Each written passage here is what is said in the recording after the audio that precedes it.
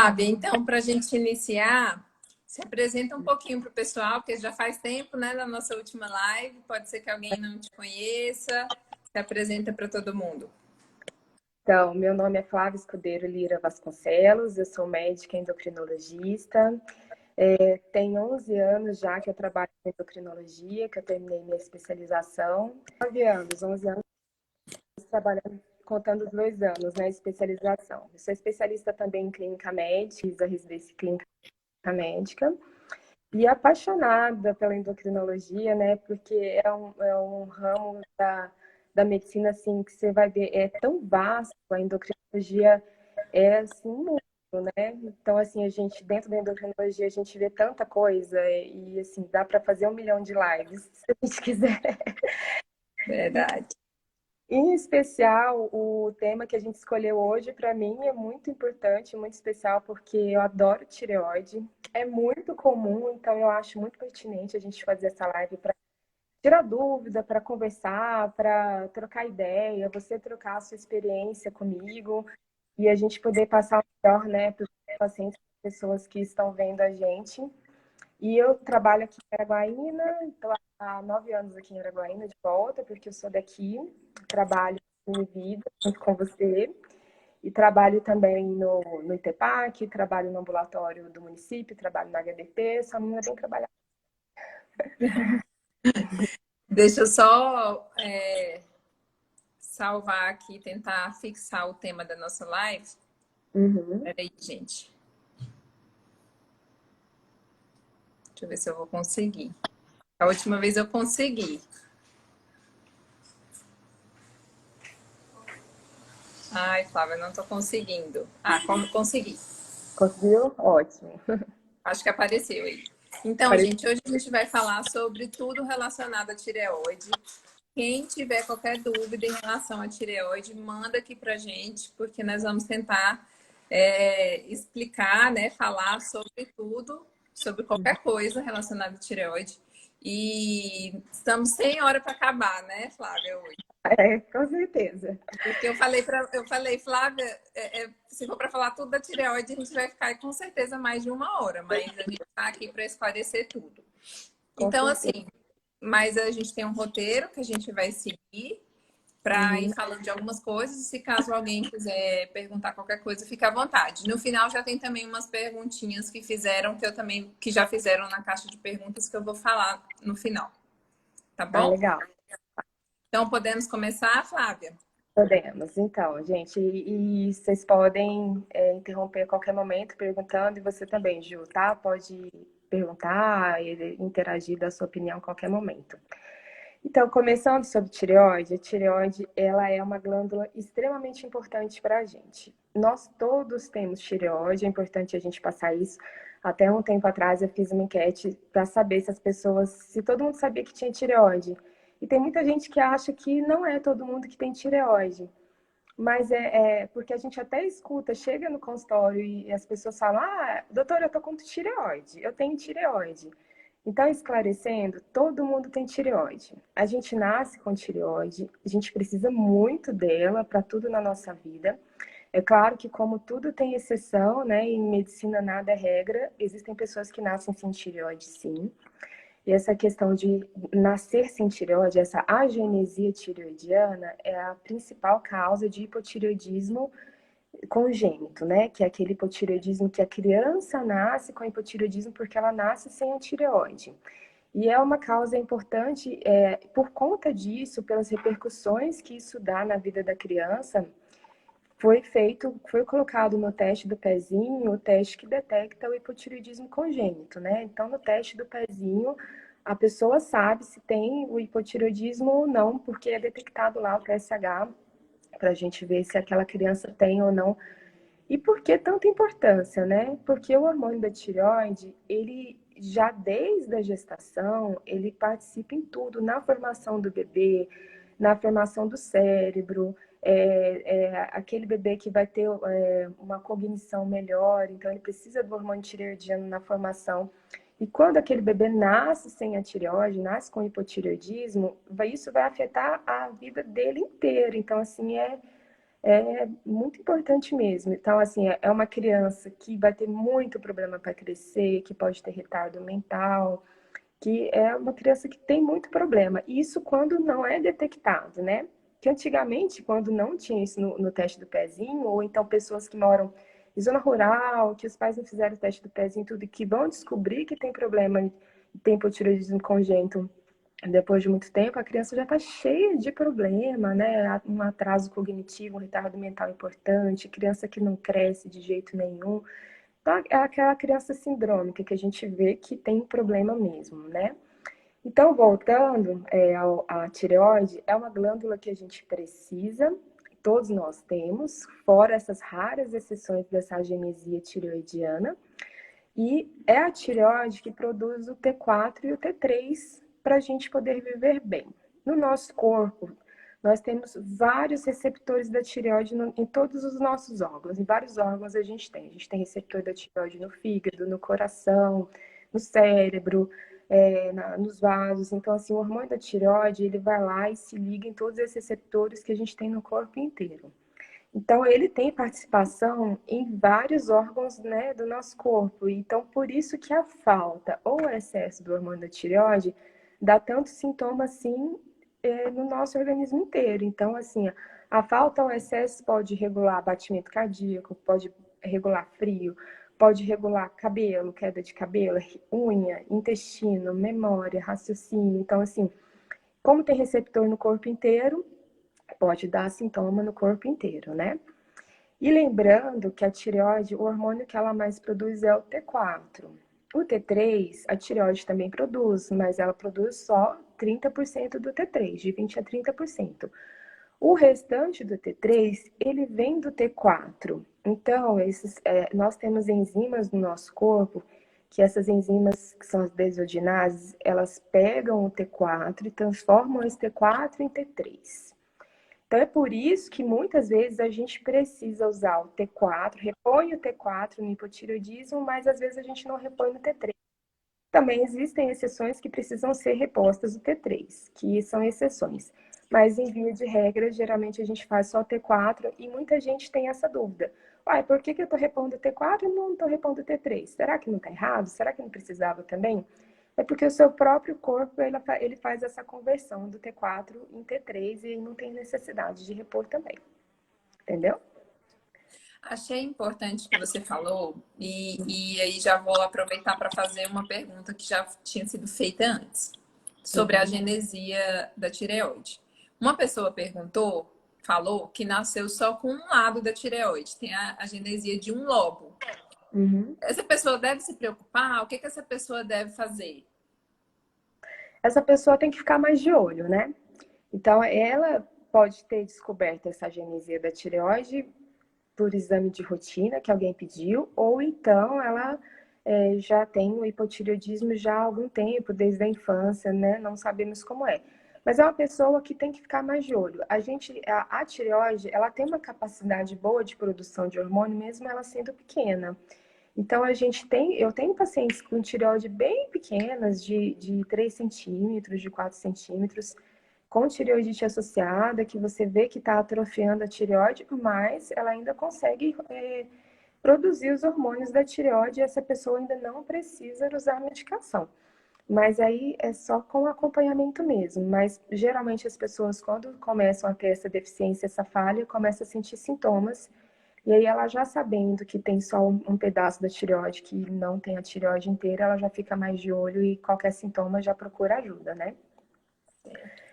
E E outra aí, coisa que eu percebo também na prática, Flávia, durante as ultrassonografias da tireoide, é que existe uma assimetria. Geralmente um lobo tá grandão, bonitão, e o outro lobo, porque não sei se você comentou, mas a tireoide ela tem os dois lobos, um de cada lado do pescoço e o istmo que liga os dois lobos. Então, a maioria, assim, da maioria das vezes que eu percebo é que tem uma hipoplasia de um lado e do outro lado tamanho normal, mas só uma variante da normalidade, que não significa, na maioria das vezes, nada, né? é, e assim, a tireoide ela pode estar aumentada naturalmente sem ter problema, pode estar diminuída também, pode estar mais exteriorizada. Muitas vezes a pessoa vem achando que está com um bócio, com a tireoide aumentada, a gente vai ver a tireoide só é mais exteriorizada mesmo, ela não está aumentada. Ou então ela pode ser aquilo que as pessoas chamam de tireoide interna, ou minha tireoide está para dentro, né? Que muita gente fala, que aí são os bócios mergulhantes, que quando a tireoide cresce para dentro da caixa torácica, que a gente também tem que ficar acompanhando. Mas são variantes da normalidade, né? Com exceção do bócio que vai intratorácico, mas são variantes da normalidade que a gente pode ficar só acompanhando desde que os hormônios estejam normais, assim, não tiver nódulo, só acompanha mesmo, né?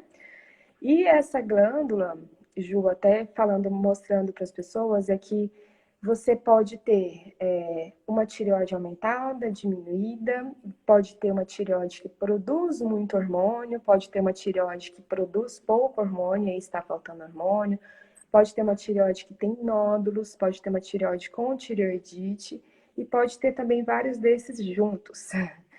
Então, é por isso que a gente sempre fala que cada problema é tratado individualmente, cada um tem o seu problema.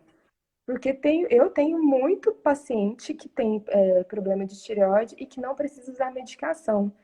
Isso causa uma certa angústia, sabe? Assim, eles chegam, é, principalmente quando eu começo a atender, a senhora tem problema de tireoide? Tenho. A senhora toma alguma medicação? Quando já vem tratando, né? Não, doutora, não passaram nada para mim, a senhora acredita? Eu tenho esse problema, não sei quanto tempo, nunca me passaram um remédio, nunca me trataram direito. Aí a gente vai explicar por quê. Os problemas da tireoide, eles precisam de medicação desde que você esteja com alteração na produção do hormônio. Então, assim, aquele paciente que tem um nódulo, que tem uma tireoidite, mas que o hormônio está normal, aquele paciente não precisa de medicação, de comprimido, de medicação via oral, muito menos injetável e outras coisas. Porque o nódulo, infelizmente, a gente não tem medicação para tratar. A tireoidite, fora aquelas tireoidites inflamatórias que estão doloridas ou infecciosas, que você trata ou com corticóide ou com antibiótico, as tireoidites autoimunes também não têm tratamento, que são as grandes causas, né?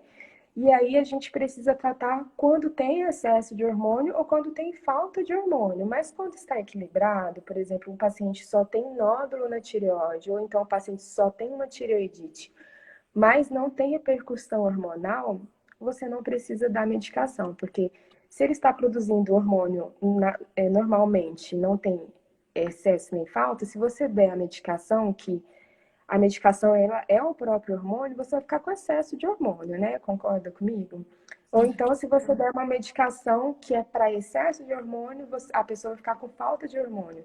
Então, a gente tem que muitas vezes explicar isso muito bem para o paciente, porque eles ficam muito ansiosos com a questão de, nossa, eu tenho uma tireoidite, ou então um nódulo na tireoide, que é muito comum, né? Acho que na sua prática você vê também como é comum um nódulo de tireoide. Eles ficam muito ansiosos por não estar tomando nenhum remédio, teoricamente não estarem tratando nada, né? O que, na verdade, graças a Deus, não precisa, é só fazer um acompanhamento mesmo. Não quer dizer que não vão desenvolver, né? Porque a partir do momento que tem uma tireoidite, já tem doença tireoidiana. Tem um nódulo, já tem doença tireoidiana, então tá muito mais fácil de você desenvolver um desequilíbrio hormonal, ou de falta ou de excesso de hormônio da tireoide, mas no momento nem sempre precisa de remédio, né?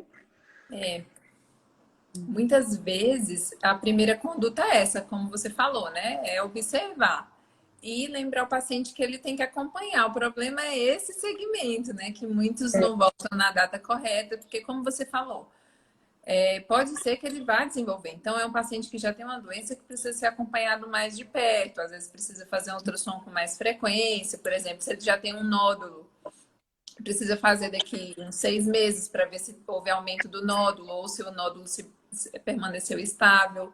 Uhum. Então, a gente tem que deixar claro que ele tem que continuar, porque às vezes ele vai, não precisa tomar nada mesmo, aí volta daqui 2, 3 anos e aí já tá lá, né, com uma coisa pior. Desenvolveu, já Então, desenvolveu deixar claro que quem tem doença da tireoide tem também, que né? ter um acompanhamento correto, né, certinho, para poder Uhum. acompanhar. Se for um nódulo, acompanhar um nódulo. Se for um hipotireoidismo ou um hipertireoidismo, acompanhar, porque às vezes precisa mudar a dose do medicamento, ou então às vezes na consulta anterior você não precisava de medicamento, mas pode ser que lá na frente você precise. Desenvolva, né? Com certeza.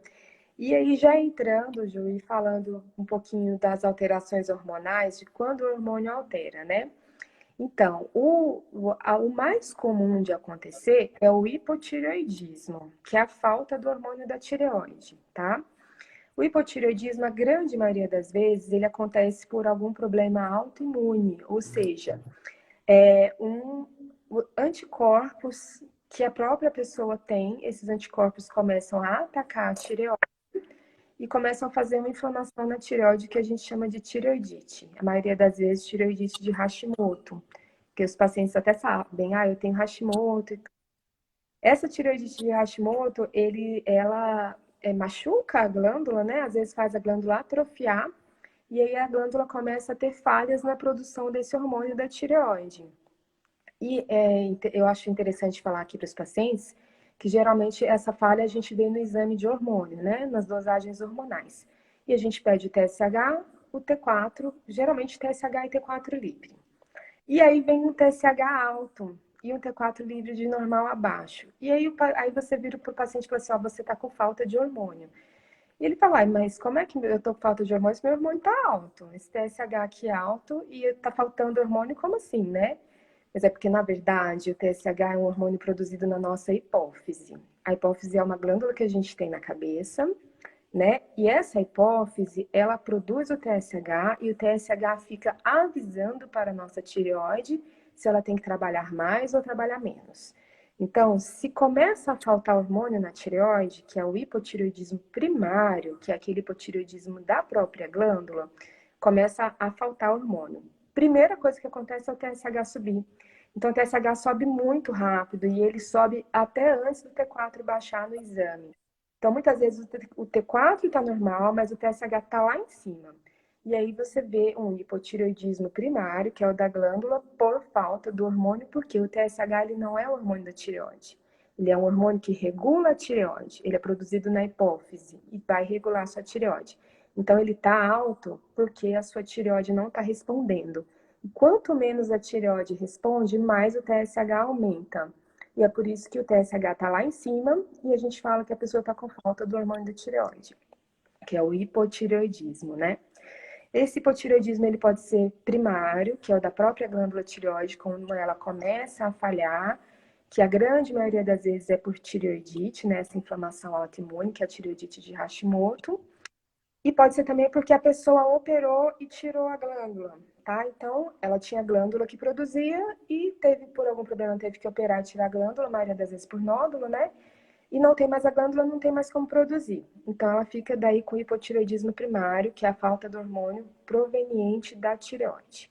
Existem também hipotireoidismo secundário ou central, que acho que já é aprofundar muito, é quando o problema já é lá na hipófise, que é quando está faltando TSH, e aí você tem um TSH baixo, um T4 baixo, e aí é um problema central, geralmente um problema mais sério na hipófise, aí já acho que já é muito aprofundado para a gente falar, mas é hipotireoidismo do mesmo jeito, dá os mesmos sintomas, mas as alterações laboratoriais são diferentes, e a gente tem como diferenciar um do outro, entendeu?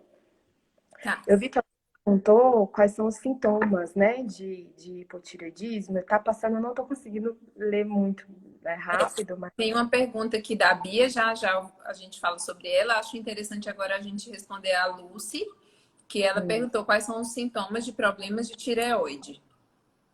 certo, Lucy.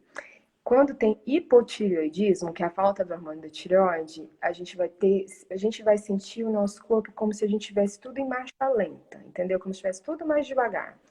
A nossa memória fica mais fraca, porque, como eu falei no início, a gente tem receptor do hormônio da tireoide no nosso cérebro, então a nossa memória fica mais lenta, difícil para lembrar das coisas, o raciocínio fica mais lento, nós ficamos mais sonolentos, e aí a gente pode ter queda de cabelo, como qualquer problema crônico pode dar queda de cabelo, né? Mas o hipotireoidismo dá bastante queda de cabelo, o cabelo fica mais ressecado, a pele fica mais ressecada, as unhas ficam mais quebradiças, tá? Dificuldade de crescer também, né? As unhas crescem mais lentamente. O nosso intestino fica mais lento. funciona muito mais lentidão, a gente fica com mais gases, o abdômen mais distendido. Tem também a questão do ganho de peso. As pessoas até falam, meu problema é de engordar, o meu é de emagrecer. E aí eu faço um parêntese que no hipotireoidismo, ele não é esse grande vilão que muita gente fala, que engordou 30 quilos por conta do hipotireoidismo. Engordou muito, muito. Ele realmente dificulta o emagrecimento, ele dá uma desacelerada no nosso gasto energético basal, mas ele não é aquele problema hormonal que faz você ganhar tanto, tanto peso, como tipo 20 quilos, 10 quilos de uma vez. Você controlando o seu hipotireoidismo, a tendência é ficar tudo normal. Você fazendo uma dieta, você consegue sim emagrecer, consegue fazer esse controle. Ele pode fazer engordar 2 quilos, 3 quilos, mas nada tanto em excesso, tá? Já o hiper, que é o contrário, deixa eu só terminar de falar do hipo. E aí tem essas características, né? O hipotireoidismo também pode dar problemas em outros órgãos, então os hipotireoidismos severos, ele pode dar derrame pericárdico, que é acúmulo de água no coração, derrame pleural, que é acúmulo de água no pulmão, que pode ser bem grave, né? Tem uma moça aqui dentro. Tive até uma paciente criancinha que chegou toda edemaciada, com derrame pericárdico, derrame pleural, atraso cognitivo, e tudo era só o hipotireoidismo, resolvendo o hipotireoidismo, muita coisa se resolveu. Pode dar alteração no colesterol, as pessoas que têm hipotireoidismo aumentam o colesterol, tem dislipidemia, pode dar alteração do batimento cardíaco e até arritmia cardíaca, tá? E também predispõe a quadros de demência também, né? Quadros demenciais. O hipotireoidismo, por exemplo, no idoso, pode ser responsável por um monte de alterações que o vozinho está tendo e ninguém consegue descobrir, ninguém consegue ver. O vozinho está mais quietinho, mais parado, e aí começa um quadro demencial que antes não tinha, começa a fazer confusão, altera batimento cardíaco, altera a pressão arterial, então assim, dá uma série de repercussões, tá? Já o hipertireoidismo, que é o excesso de hormônio da tireoide, o hipertireoidismo ele causa sintomas contrários ao hipotireoidismo. Então, ele também vai nesses mesmos receptores da tireoide que a gente tem, né? Cérebro, coração, vasos, sanguíneos, tudo. E ele bombardeia de hormônio ali aqueles receptores. E aí nós podemos ter hipertensão, que é pressão alta, o coração acelera, a pessoa fica com taquicardia, coração muito acelerado, predispõe a arritmias cardíacas, inclusive o hipertireoidismo subclínico pode dar arritmia cardíaca, fibrilação atrial, pode dar também água no pulmão, água no coração, né? E causa tremores, causa nervosismo, insônia, uma sudorese profusa, perda de peso importante. Eu já tive paciente que perdeu 10 quilos num mês, e aí sim a tireoide é o responsável pela perda de peso, sabe? E assim, eu costumo até falar que quando aqueles pacientes que estão bem descompensados, quando eles chegam, eu consigo reconhecer quando eu aperto a mão deles, que eles estão com hipertireoidismo, eu já sei qual que é o problema. É uma mão suada, gelada, um paciente emagrecido, trêmulo, ele não consegue ficar parado na cadeira direita, ele fica toda hora mexendo, agoniado, angustiado. E aí ele vem com uma série de queixas, porque o hipertireoidismo ele é muito mais sintomático do que o hipo. Então, assim, geralmente o hipertireoidismo ele procura a gente muito mais rápido, porque ele tá com muito mais sintoma. Então, assim, ele tá com o coração acelerado, ele tá com falta de ar, ele não consegue dormir à noite, tá perdendo peso, horrores, tá? Aí começa a achar que tem um monte de problemas outros que não são, entendeu? Então, assim, e pode vir também alterações, né, na face, que a gente consegue ver. O olho pode começar a ficar um pouco mais para fora, que a gente chama de proptose, exoftalmia. Ele pode vir com bócio, que é o aumento da tireoide, né, uma tireoide aumentada. E é isso quadro clínico, que é também por um paciente de Graves, que também é autoimune, ou seja, os anticorpos estão atacando a tireoide, fazendo essa tireoide produzir muito hormônio, e aí causou essas alterações, tanto do aumento da tireoide como da proptose, também são os anticorpos que fazem acumular substâncias atrás do olho, fazer o olho ficar mais para fora. Tem gente que não consegue fechar o olho para dormir, né? E a gente tem que tomar orientar esse paciente que ele tem que tampar o olho para dormir, molhar uma gaze com soro fisiológico e tampar porque pode dar ceratite, até úlcera de córnea por conta disso. Então, assim, é muita alteração, né, que a tireoide dá. Você vê que por ter receptor no corpo inteiro, ela altera o corpo inteiro. E aí, cada um tem um sintoma. E aí eu também falo para vocês que não é igual receita de bolo. Eu já tive vários pacientes com hipertireoidismo que ganharam peso, por incrível que pareça. Pacientes com hipotireoidismo que perderam peso e que só conseguiram ganhar peso, que estavam muito emagrecidos e só conseguiram começar a ganhar peso depois que compensaram a tireoide. Então, assim, realmente, cada um tem uma característica diferente. É só mesmo avaliando o paciente, vendo os exames, que a gente consegue afirmar qual é o problema desse paciente e tratar corretamente, né? É só assim mesmo. Tá, antes da gente seguir, eu vou falar aqui a pergunta para a gente responder logo. Doutora, eu nasci com uma parte só da tireoide. Ah, acho que é aquela. Por enquanto, ela funciona bem, mas futuramente posso ter problemas por não ter ela completa? Pode sim, pode ter problema. E a gente só vai saber disso acompanhando, né? Pode ser uma vez por ano, acompanhamento. E aí, quando você sentir alguma coisa, se você vier a sentir, tá? Porque, como eu falei para você, a tireoide ela tem uma capacidade boa de produção hormonal. Então, mesmo tireoides pequenas conseguem produzir hormônio direitinho. E aí, se você vier a vir desenvolver algum problema hormonal, provavelmente você vai sentir sintoma. E aí é a hora que você precisa procurar o endócrino mais rápido, né? Mas até então, se você tiver assintomática, uma vez por ano basta. Tudo bem. Certo. Aí, Flávia, agora eu quero entrar no, no, no tópico aqui de quando devemos realizar os exames para saber se temos ou não problema na tireoide. E aí eu queria frisar tanto a importância dos exames de sangue e tanto a importância dos exames de imagem, como no caso, o melhor exame de imagem para avaliar a tireoide é a ultrassonografia. Então, assim, eu devo fazer esse exame de rotina ou eu devo esperar sentir alguma coisa ou não? Por exemplo, como eu devo fazer meus exames ginecológicos, por exemplo, anuais, eu posso incluir os da tireoide? Era isso que eu queria que você respondesse para nós. Ótimo. Olha, a Sociedade Brasileira de Endócrino, ela preconiza de que a gente, a partir dos 35 anos de idade, que a gente faça essa rotina dos exames da tireoide, tanto hormonal quanto ultrassom. Por quê? Porque os nódulos de tireoide, a grande maioria das vezes, eles não são palpáveis. Então, não dá para esperar você sentir alguma coisa na sua tireoide, sentir um carocinho, alguma dificuldade de deglutir, para você fazer o exame. E eles são silenciosos, você vai encontrar nódulo que, se você nunca fizer esse exame na sua vida, você nunca nem ia saber que tinha esse nódulo. Lembrando que os nódulos de tireoide, que depois a gente pode começar sobre nódulos também, que é um infinito de assunto de nódulo, né?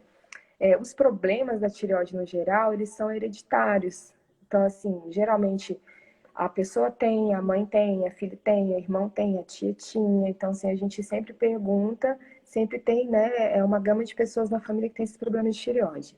Então, a gente pede para que anualmente faça-se um rastreio, né? Ou seja, aquela pessoa que não tem problema vai fazer exame para saber se pode vir a ter. Principalmente a pessoa que tem história familiar, né, de problema de tireoide.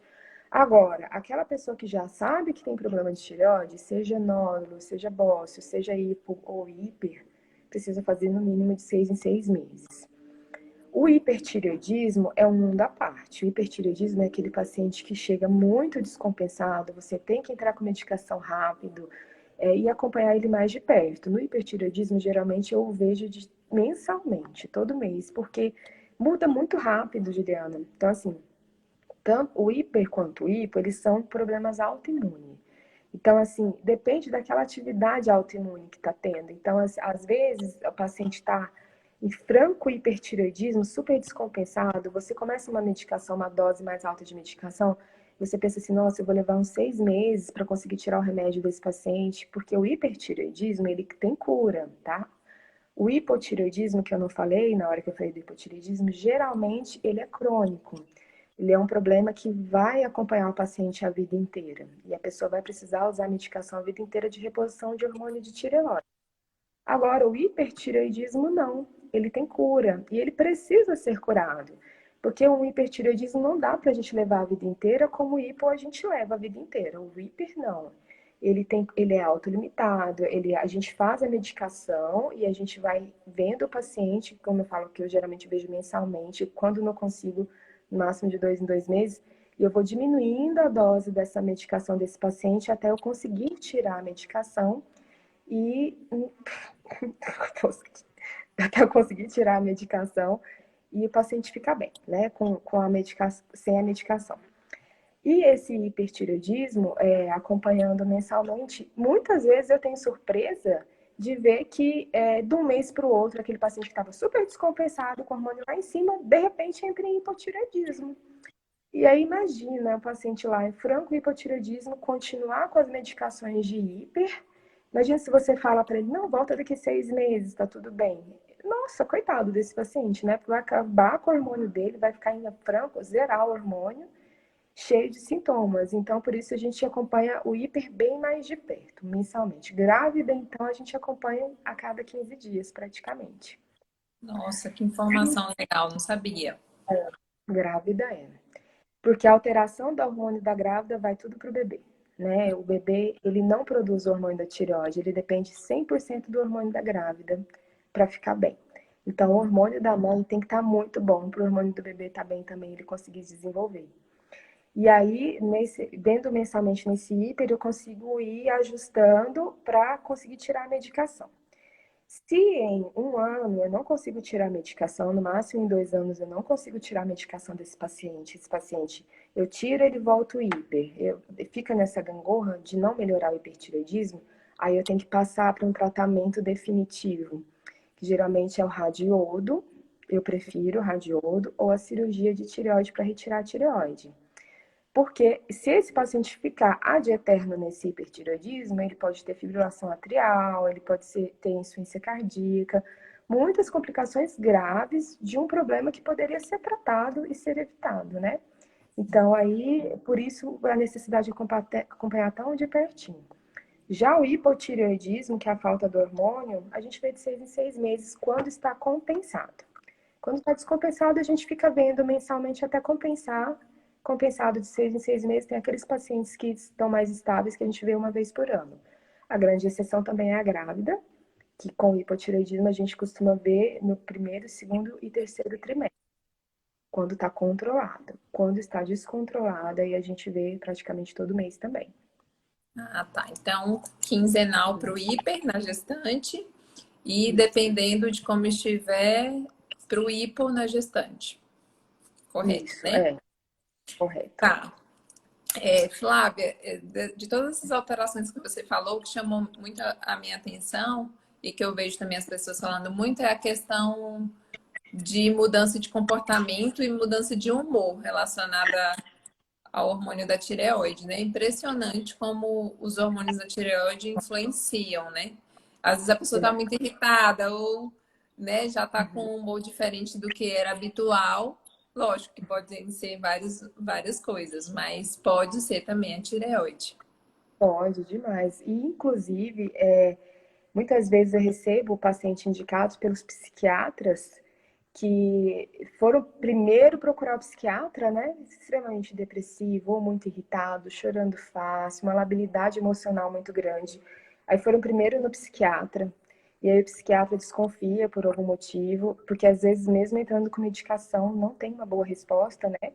E aí vai ver, é um problema hormonal importante, tanto o hipotireoidismo quanto a menopausa também, que já é um outro tema, causa muito isso. A gente corrigindo o hormônio, a pessoa melhora assim, quase 100%. É uma melhora Consideravelmente, né? Engraçado. consideravelmente. É o psiquiatra que dá o diagnóstico e encaminha para o especialista, né? Que é você. Então, Tem acho que muito. falou a parte dos sintomas, né? Eu acho que a gente pode pular um pouquinho para o tratamento. Você já falou um pouquinho também, mas se quiser dar mais alguma consideração em relação ao tratamento.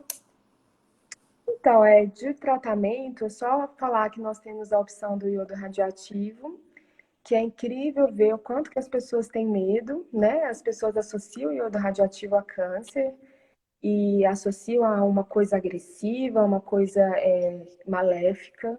E quando eles fazem, quando eles veem como é simples, eles voltam assim, nossa, doutor, se eu soubesse que era só isso. E olha como, olha, eu pena para conseguir fazer eles fazerem iodo radioativo, porque eles têm muito medo.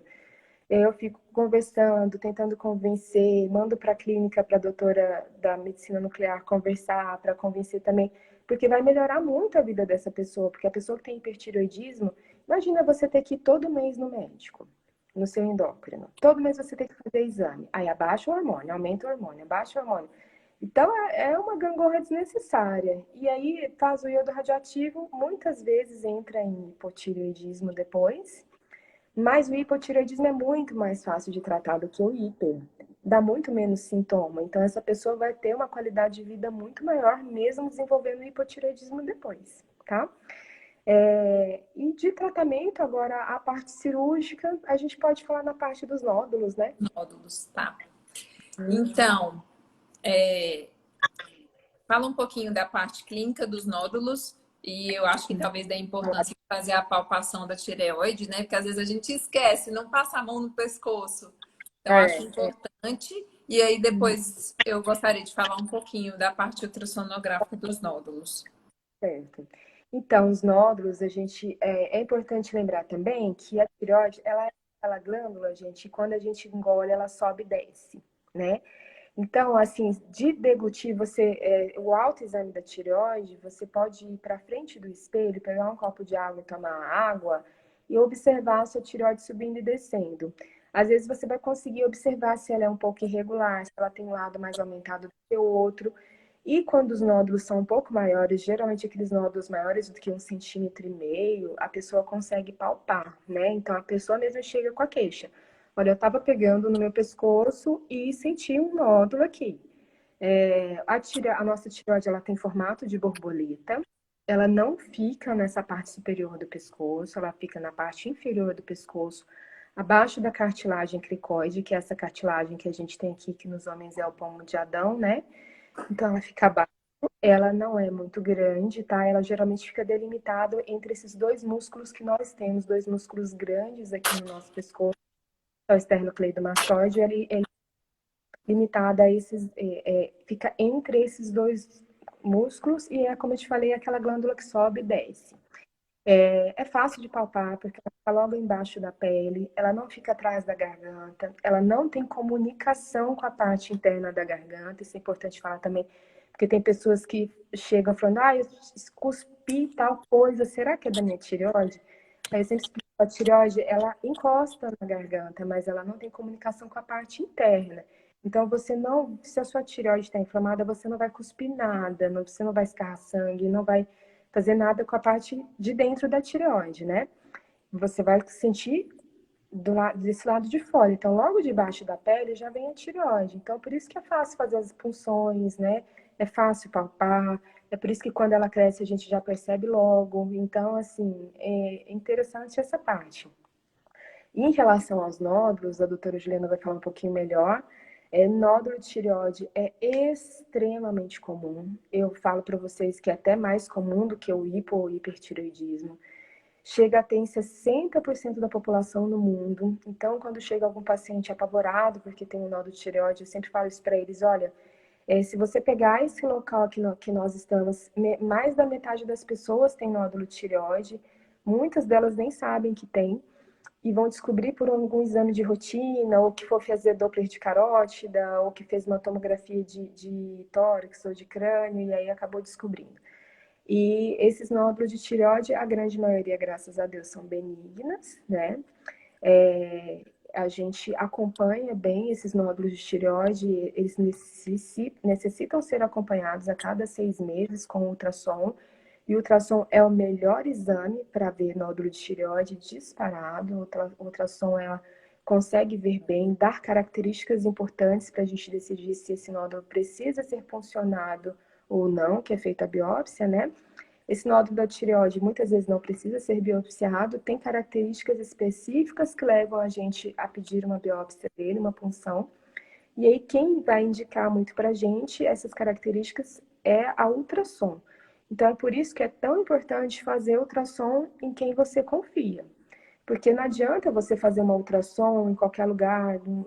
Eu não digo nem tanto em mãos inexperientes, eu digo assim, em pessoas que não têm um conhecimento mais aprofundado em relação à ultrassom de tireoide, porque são muitos detalhes e características que tem. Então, às vezes, ali tem uma inflamação e a pessoa confunde aquela inflamação com nódulo, que é importante. Então, tem características importantes do nódulo que o ultrassonografista não descreve para gente. E aí o endocrinologista fica perdido. Fala, nossa, mas e aí? Não deu tamanho, não deu característica, não deu como é que é a delimitação do nódulo. E aí, eu devo pedir uma punção? Não devo. Então, já perdi as contas das vezes que eu pedi para a paciente fazer uma nova ultrassom em outro lugar mais confiável, para eu poder traçar minha conduta, porque eu dependo muito da ultrassom da tireoide para poder falar o que é necessário fazer, né? E aí, Ju, eu acho que você tem uma boa experiência em relação à ultrassom e podia falar um pouquinho melhor para a gente essa questão dos nódulos da tireoide. Certo, então vamos lá. Como você falou, né, a partir dos 35 anos, seria o ideal que todas as pessoas fizessem o rastreamento, tanto com os exames laboratoriais, tanto com o exame de imagem. Então, mesmo que a pessoa não sinta nada, né, valeria a pena fazer esse exame anualmente para poder ver como é que sua tireoide está, ver o volume da tireoide, né? Nós vamos medir, vamos ter todas as dimensões da tireoide e se há presença de alguma alteração na tireoide que nos leve a pensar em uma tireoidite, por exemplo, que é o caso de Hashimoto, que é a causa mais comum de tireoidite crônica, ou também se existe ou não a presença de nódulos ou cistos, né? Os cistos são benignos.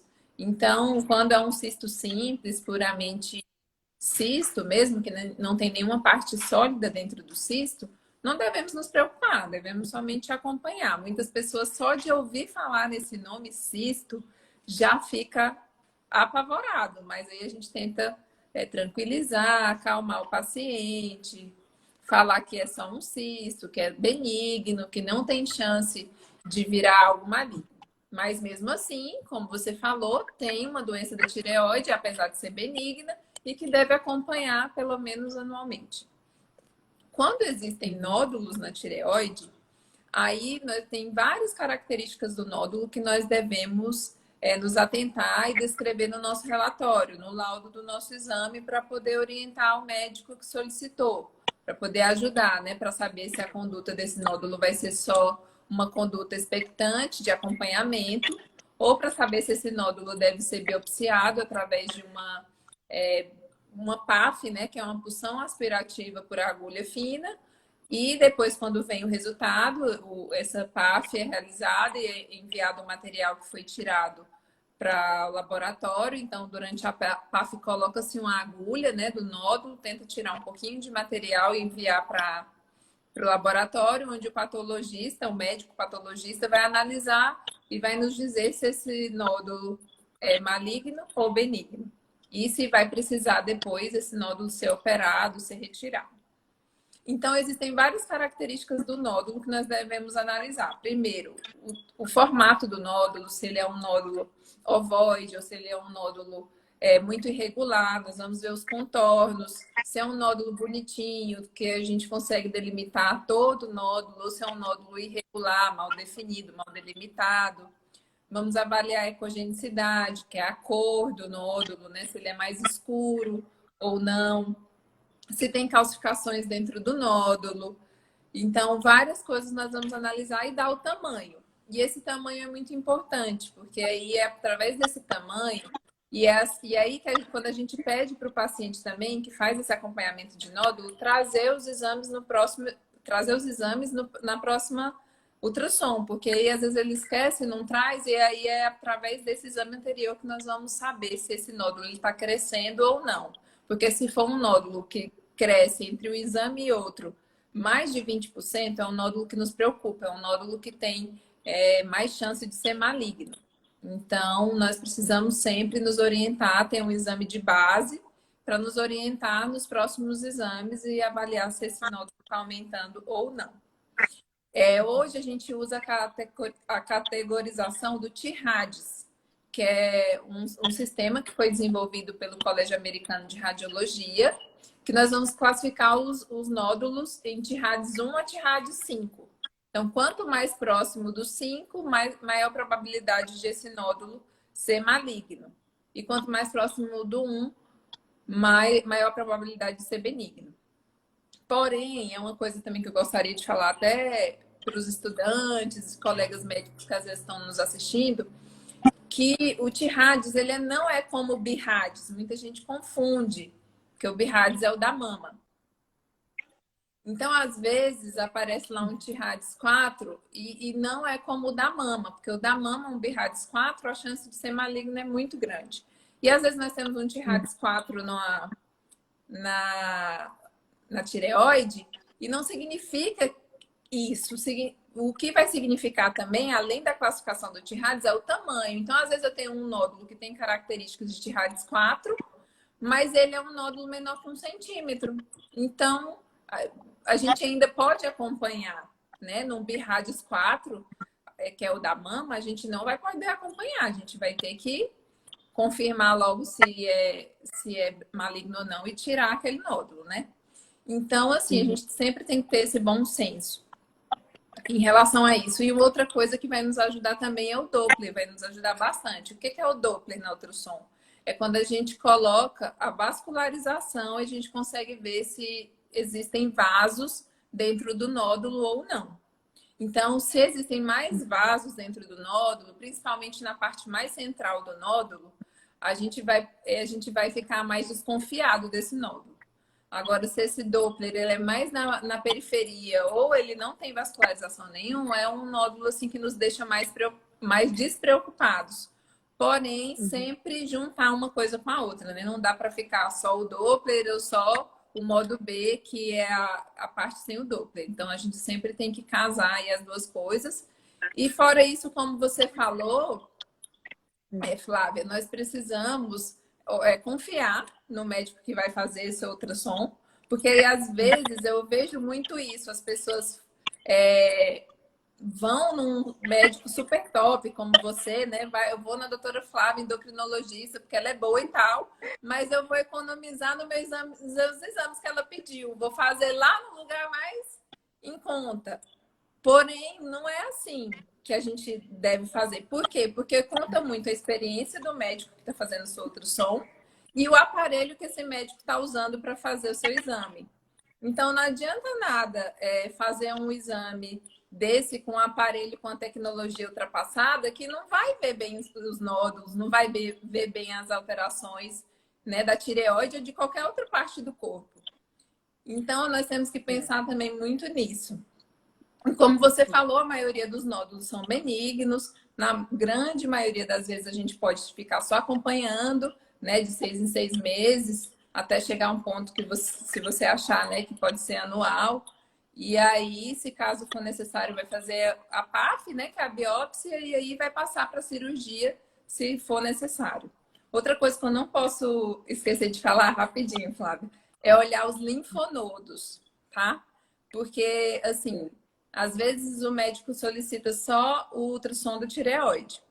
Porém, sempre eu dou uma olhada nas cadeias linfonodais cervicais, porque às vezes pode ser lá que tem uma alteração, né? Lá no linfonodo cervical. Como eu também gostaria de frisar que todos nós temos linfonodos, assim como todos nós temos a tireoide, todos nós temos linfonodos. Porém, às vezes ele pode estar alterado ou não. Então, quando nós temos um nódulo, pode ter chance de ter um linfonodo também. Por exemplo, se for um câncer de tireoide nesse nódulo, aí nós temos que avaliar se esse câncer também está no linfonodo.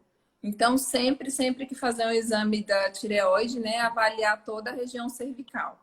Porque já aconteceu várias vezes comigo, de eu ter que ir fazer um exame da tireoide, na verdade, na tireoide não ter nada, e aí achar um linfonodo suspeito cervical, e aí depois Uhum. o que vai ter É. que ser biopsiado é o linfonodo e não o nódulo. Aqui, para mim, tá travando um pouco a live. Tá Mas deu para travando um pouco. entender Não o que sei eu se tá travando. falei? Dei tudo, só travou agora. Ai, que bom. Então, Ju, como eu disse para você, algumas vezes eu já morro de dor, mas... Oi? Pode falar. Tô te ouvindo. Tá. Algumas vezes eu peço sim para o paciente voltar e fazer ultrassom em algum outro lugar, sabe? Eu vi até que uma pessoa comentou assim que cabe nessa hora o profissional informar os melhores lugares.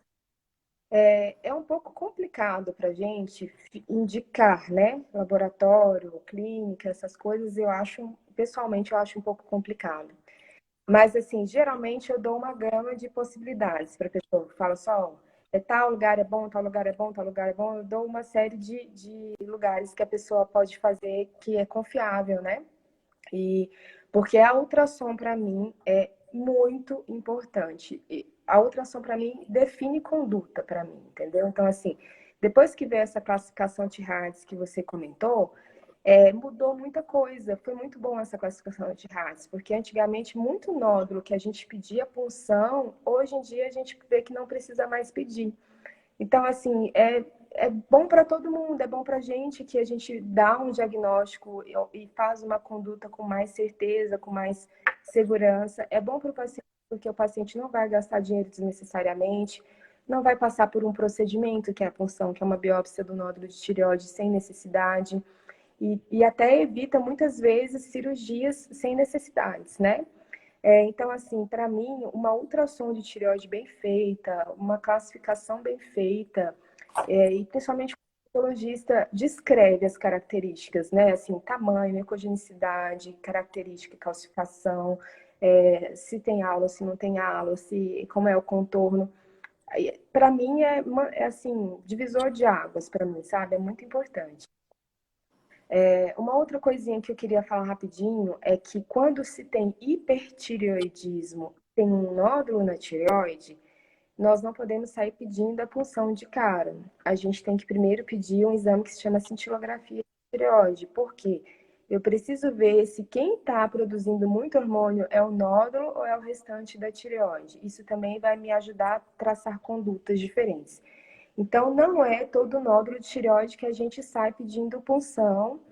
Eles têm critérios, nós temos critérios, digo isso porque o nódulo é muito comum, né? Então a gente tem muito paciente que tem e muitos questionam, eu preciso fazer punção? Então, por que que eu não preciso fazer punção? Ou então eu não quero fazer punção.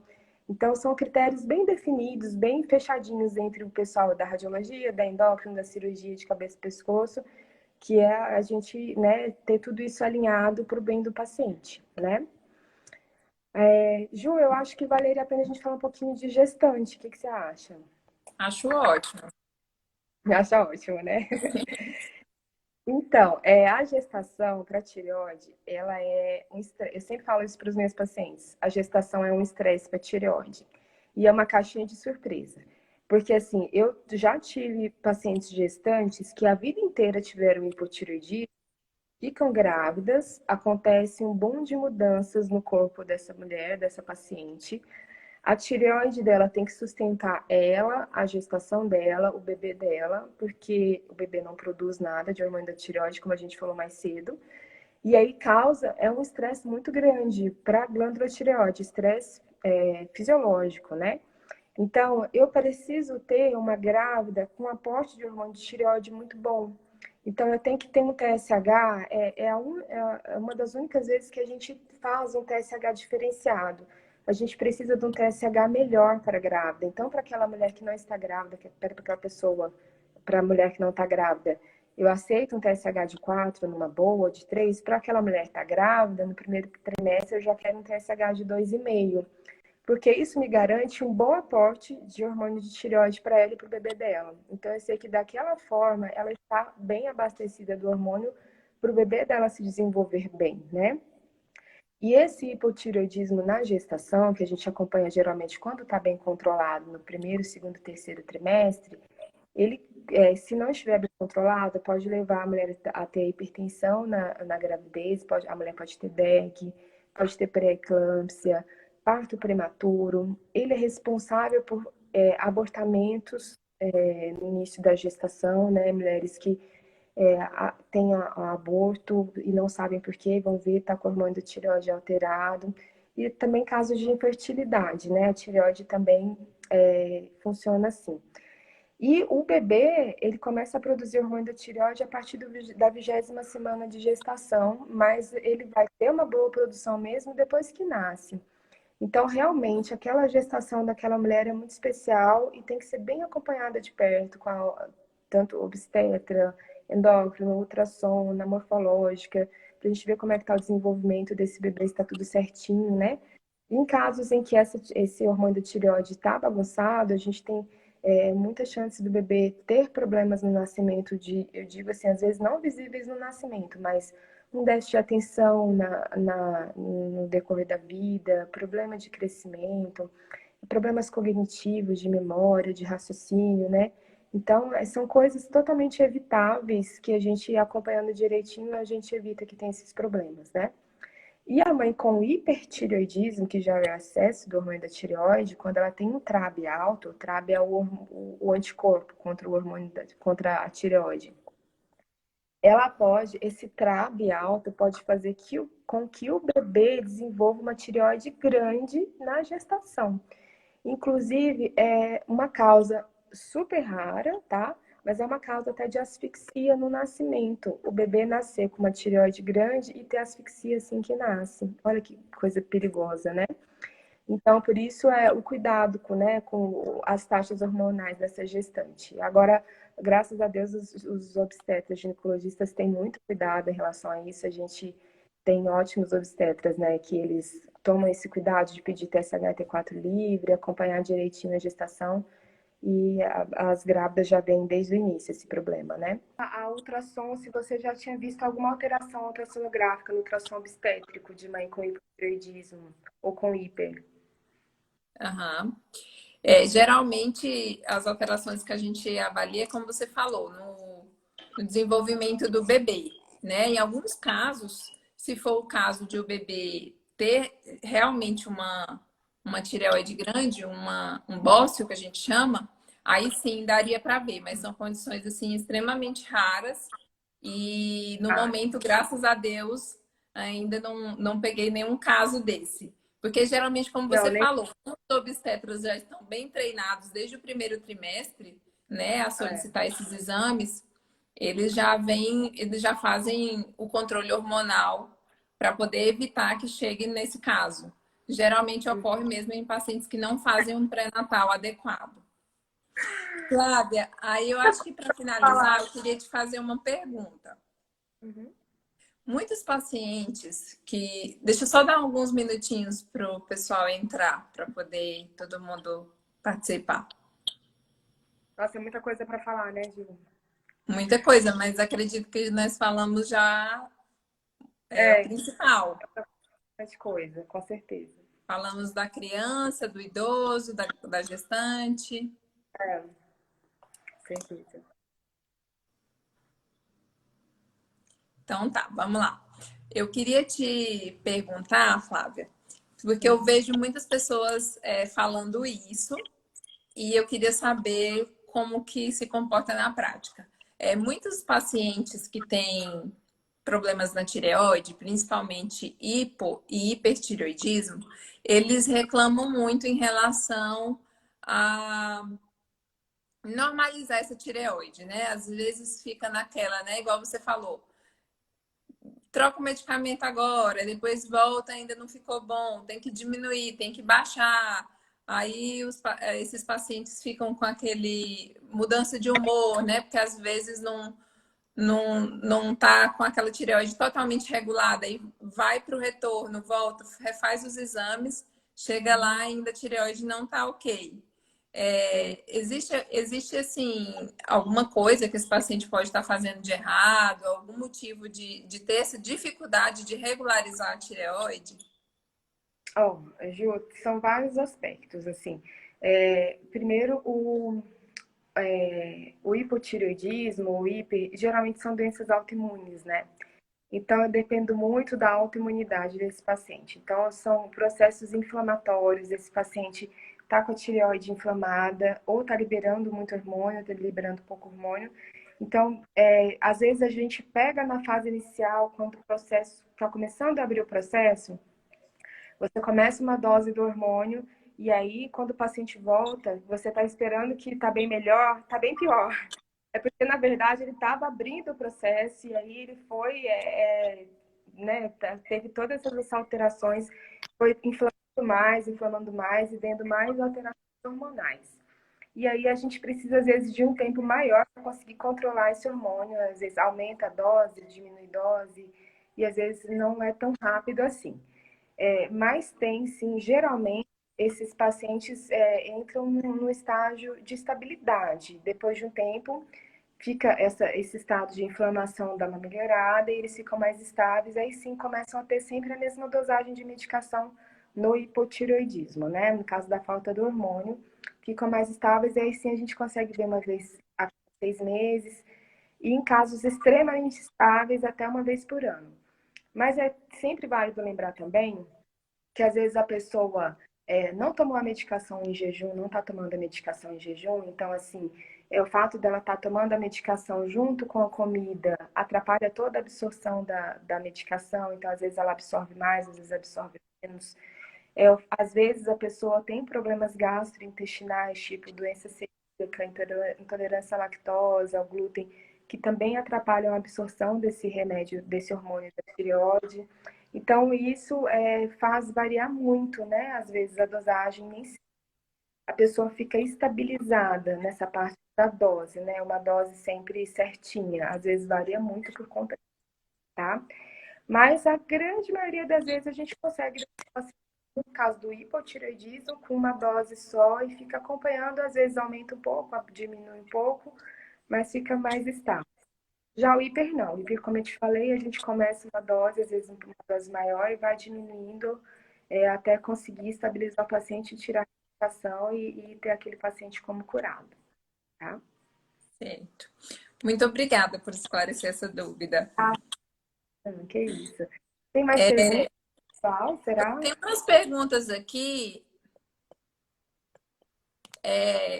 Teve essa pergunta, teve outras, mas já foram respondidas. Eu vou colocar essa aqui. Apenas com exames de sangue, pode ser mudado a dosagem dos medicamentos? Sim.